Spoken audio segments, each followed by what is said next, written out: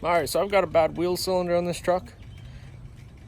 So I have, only thing I did was I pulled the wheels off of it, pulled the drum off.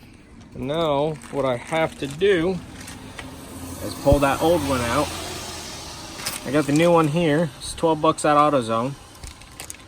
Should be pretty straightforward. I think it's just two screws, or bolts, I'm sorry, that hold it in. And you just gotta pop those out. Take these little pins out, little rods. Then hopefully some brake clean will be good enough to get all this brake fluid off.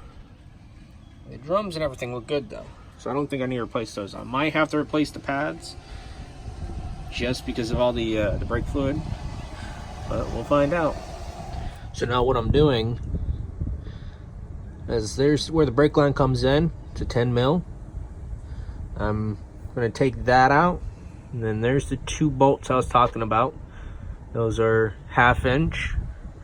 So back those out. Once you take that brake line out, should be able to just kind of push those pins in and then just pull the whole thing out. Then those pins you'll reuse in the new one.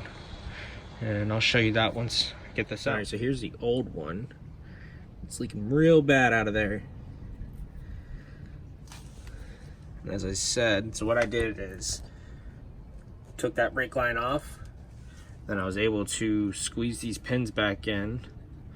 Then I just kind of spread the brake shoes out a little bit just to get the pins out from on those, because they're grooved.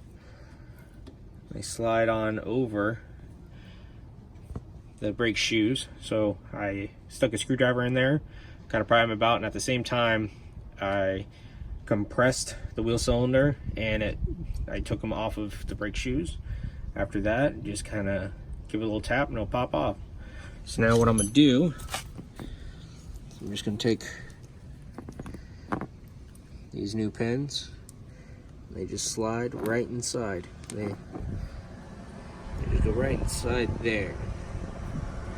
Other side, and then you just put it back in.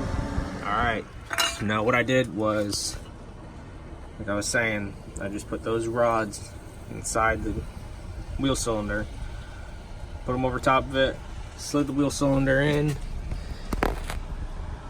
2 bolts, the brake line. Now all I have to do is I just gotta bleed it, put the wheels back on. That's it. That's how you change a wheel cylinder.